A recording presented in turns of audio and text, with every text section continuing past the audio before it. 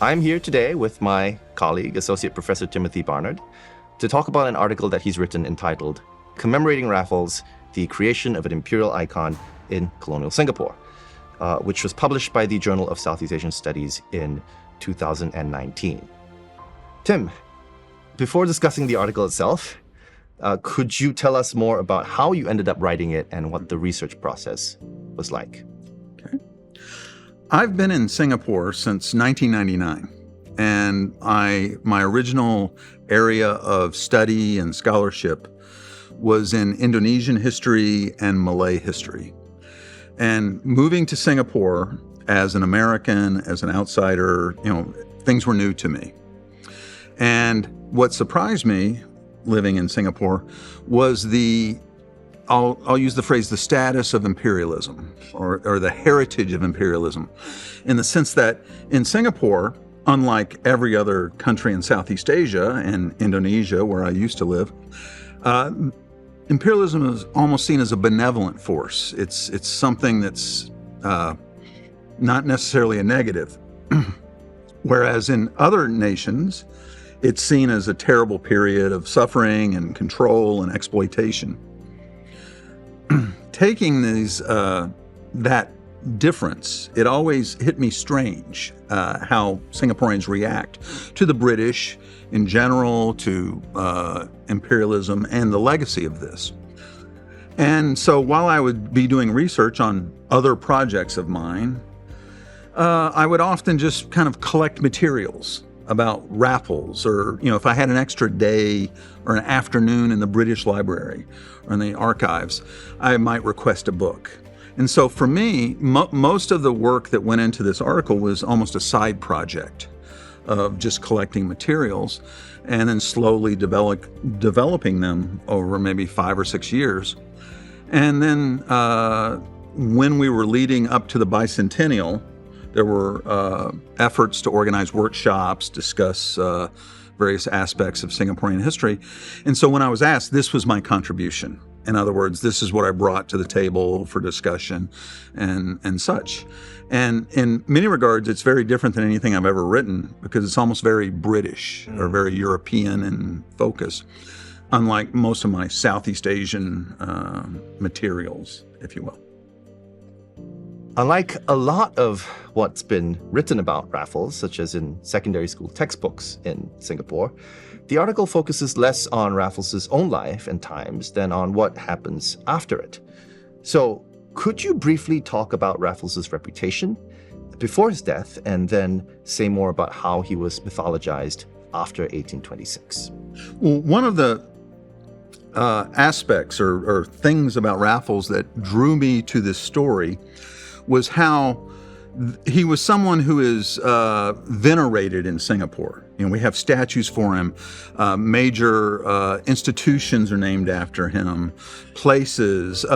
It's almost a magical name. Whereas, as a Southeast Asian historian, when you read about Raffles himself, I was always aghast at why are we venerating this person? He essentially was a well-regarded, he was a very bright and intelligent East India Company official, but he was also quite self-centered. He was self-promoting. And so when he, for example, after his first stint in Southeast Asia, when he returned to England, part of his goal was to kind of enhance his own name. And this is when he was knighted, so he became Sir Stamford Raffles. He had busts created of himself. His goal was to be the talk of the town, if you will. And this came across to many people as very arrogant. But think of it this way. How would you think of someone who had a bust created of himself, a sculpture, and then would take it around and want to give it to you as a gift? It's the same as, I have a signed photograph of myself and I'll give it to you and you can put it on the wall, this type of thing. Plus, when it comes to, for example, everything around the founding of Singapore in 1819, or the East India Company developing a factory, a warehouse here, and establishing a presence, that was all against the orders of his superiors. So this was a company official who was not listening to his bosses, who was into self-promotion, who comes and signs treaties with individuals who didn't have the right to sign a treaty or give away any land at the time, and make claims. And these led to diplomatic crises and other problems in England or back in Europe. So essentially, this person that we venerate here in Singapore is someone who didn't follow the rules, was a bad civil servant, who was full of himself. And because of these activities, when he returned to England, he was bankrupted by the company. He was disgraced. And so by the time he died in 1826, he really was almost a persona non grata. No one wanted anything to do with him. He was seen as a contentious character, a very controversial character. And so what fascinated me was how someone with that type of a background now has statues in Singapore, has places named after him, an institute. He's a hero. He is the manifestation of imperialism in Singapore, held on high. And so that's what interested me. And I wasn't that interested actually in who he was before he died, but how such a flawed individual who was very bright, how he was shaped or created or manufactured into a hero. And I think that tells us a lot more about the process of not only imperialism, but also how we construct our own histories and how we see our own pasts. And so we can talk about what he did, but really we need to think about how he was shaped into being the ultimate example of imperialism in the region and an important force. I'm not denying that he wasn't important, but what I am interested in is how he became important and how that was used for us to basically create our own Singaporean history. What does this process of mythologization tell us about the British imperial project in the 19th century, and how does it help us understand British imperialism differently? Well, what interests me about Raffles is how he is a hero in British imperial mythology or ideology. And what's interesting is there are heroes that fit his same mold throughout the world. There is Robert Clive in India. There are, others in Africa. There, in every place throughout the world. For example, in Africa, Rhodes, Cecil Rhodes. For Southeast Asia, for the British, it is Raffles. And this led me to question, okay, why is it that, we have Rhodes in Africa, Clive in India, Raffles in Singapore, or Raffles in Southeast Asia. And each of these people we should study and understand, but how did they become heroes, or how did they become almost the key individual to build and shape our histories around? And that is a process in which you manufacture a hero, but also how it fits within 19th century British history writing or historiography. They needed heroes. They needed gods, if you will. They needed myths to build and explain how they had, in a sense, come to create the vast British Empire on which the sun never set. And so Raffles was that man who they created the mythology around. Plus, a number of his policies and ideas corresponded quite nicely with developments that occurred after his death. So, for example, he promoted free trade in Singapore. That was the whole point, was found a port here, a free trade, in contrast to the monopolistic practices of the Dutch, and particularly the Dutch East India Company. in what today is Indonesia. As free trade became more and more popular, or kind of became the way the economies functioned in the 19th century, it made Raffles look like, oh, he had a vision, knew what he was doing.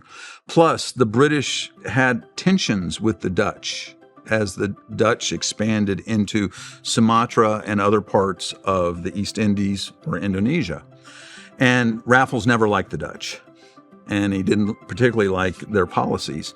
And so it made Raffles look like, oh, he knew what he was talking about as that tension continued in other decades.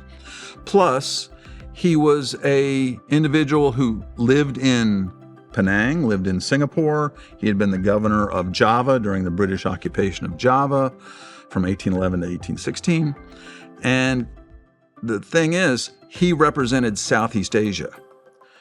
British interests in Penang, for example, the Strait Settlements, Malacca, and Singapore, were an appendage to India. And so Singapore, or Southeast Asia, was an afterthought. It was just, we have India, and the goal was to get to China for trade. Opium, tea, as we discuss in, for example, the Opium Wars and much of 19th century Chinese history. Singapore was just a stopover. But as the port grew and it became more important, we needed to, in a sense, exert our own individuality.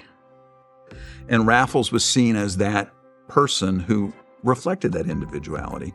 So, therefore, he fit all of these parameters to kind of create a hero around, or to mythologize. And so, therefore, we name places after him. We create statues, monuments. In Singaporean history, in many respects, while I'm a tremendous advocate of these 700 years or stretching back to the 14th century history, much of our history, the way we think about it and talk about it, begins in 1819. That's almost like year zero. And that is equated with the arrival of Raffles. So he becomes he is imperialism personified, and he is British influence personified. And that was created by British residents here to make Singapore unique. And we have simply adopted it as Singapore became an independent nation. Your article only touches on this, but I'm curious, as I'm sure many students are, about the post-independence period. How and why does Raffles remain such a powerful icon in Singapore today? Well, in Singapore, the decolonization process was, to put it politely, complicated. In a sense, we have continued to embrace many of the aspects of imperialism. Literally, the English language we're speaking with each other right now. We are the only nation in Southeast Asia that uses the colonizer's language as the main form of communication, for example. Our school system is still based on Cambridge, A-level, O-levels and such. Our law codes and everything else are just solely adopted or continued from imperial practices. So decolonization was a bit limited. In addition, the entire ethnic makeup of Singapore consists of people who migrated here post-1819. And so the personal histories of individuals here really doesn't stretch back before that. And all of our institutions, everything in our society. So Raffles is a convenient way to accept that, or to tip a hat to that, is that we did begin as an imperial outpost. And all of our institutions, everything we do, essentially, is related to that. This becomes complicated as we become an independent nation. After 1959, after 1963, 65, so we have limited self-rule. Singapore joins Malaysia, and after 65, Singapore is an independent nation. So how do we deal with this imperial legacy? There were discussions, for example, of taking down the Raffles statue. The Raffles statue was placed there in 1877. This is a black statue which today is found in front of Victoria Concert Hall. It's a big black statue. You should go see it. It's it's an interesting thing. That there were discussions after 1959 of perhaps taking it down. But it was decided, no, let's keep it. We have this legacy. Let's not shirk from that and such. What is interesting to me is in 1970, someone splashed it with paint on National Day. So on August 9th, 1970, somebody went and threw white paint on it. And then that was quickly wiped off, and shame on that person, and things like that. But then the next major point within all of this is in 1972. The government decided to place a second Raffles statue near the river, near an approximation of the landing site, and that's the white statue most people are actually more familiar with. And that was placed there to appease foreign investors, to make capitalistic investors in Singapore feel that they are welcome by placing a statue of a white man there. To me, that's a fairly cynical construction or use of the statue. So today we have two major memorials to Raffles, beyond Raffles Place, beyond Raffles Institution, beyond other Raffles Medical Group. Everything's named Raffles here in Singapore, it seems. But we had the two main embodiments of this legacy of Raffles are the statues. The black one, the original one in front of Victoria Concert Hall, and the white one by the river. And they have remained. There have been discussions of them, or talk of them.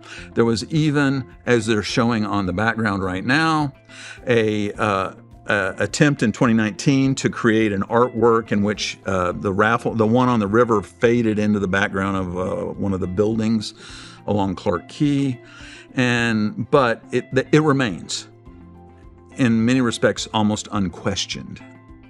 So, in 2019, during the Singapore Bicentennial, there was much public debate about the appropriateness of Raffles and 1819 as a starting point for modern Singapore history. Some commentators even argued that statues of him should be torn down entirely. What are your views on this debate? Okay, during the Bicentennial, there was discussion about the Raffles statue it went on for about a month, and then it seemed like it cut off. But this was also during the period when throughout the world there were debates and discussions about, for example, in America, taking down statues related to the South or the Confederacy during the Civil War, with their statues in the southern United States today, and many of those were taken down. In England, there were slavers whose statues were thrown in rivers and such. And so the debate shifted to Singapore. Should we have these Raffles statues? They are literally the manifestation of imperialism. And of course, that debate was cut off very quickly. But in my opinion, and as an outsider, I believe the original statue, the bronze one, the black one that's in front of Victoria Concert Hall, that should be kept. That should be remain. It is part of our history. We should talk about it. We should not necessarily celebrate it, but discuss its role in shaping our understandings of the past.